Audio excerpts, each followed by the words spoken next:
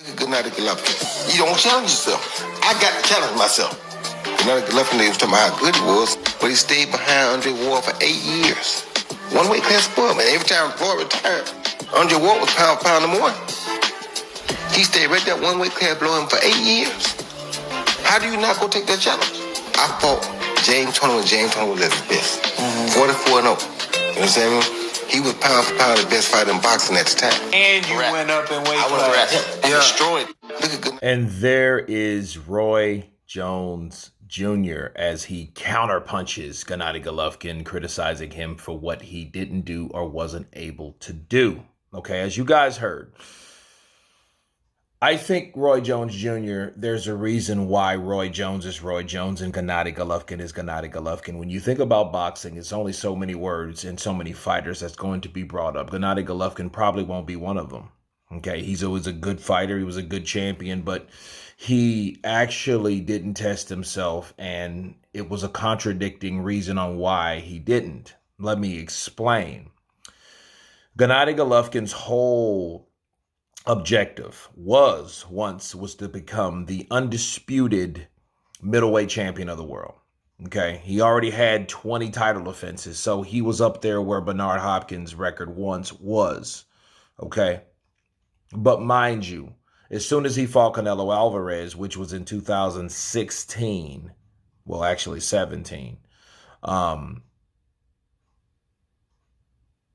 his objectives already changed. You know, so that wasn't really any reason for him to stay at 160.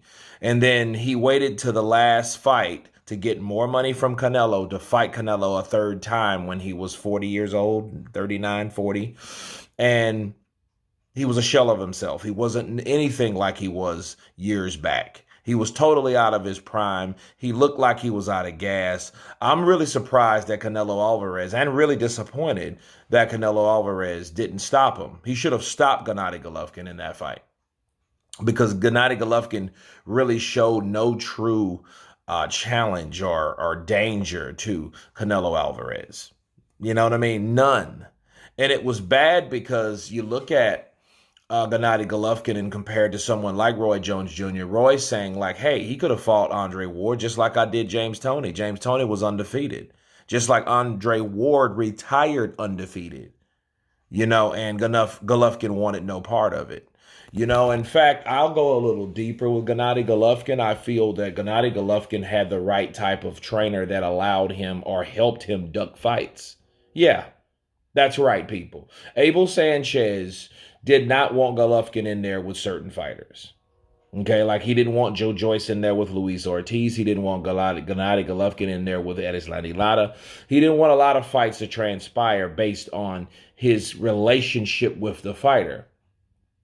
Okay, but then that's the same trainer that says, oh, well, fighters that box are boring. You know what I mean? I'll make them more exciting. But then, you know, you got guys walking around here like Terry Norris with speech impediments and damage definitely to his cranium. Okay, so yeah, you can miss me with all that. I think, you know, Gennady Golovkin, he should have done that. A lot of people thought, oh, leave him alone. Well, I mean, we didn't leave anyone else alone.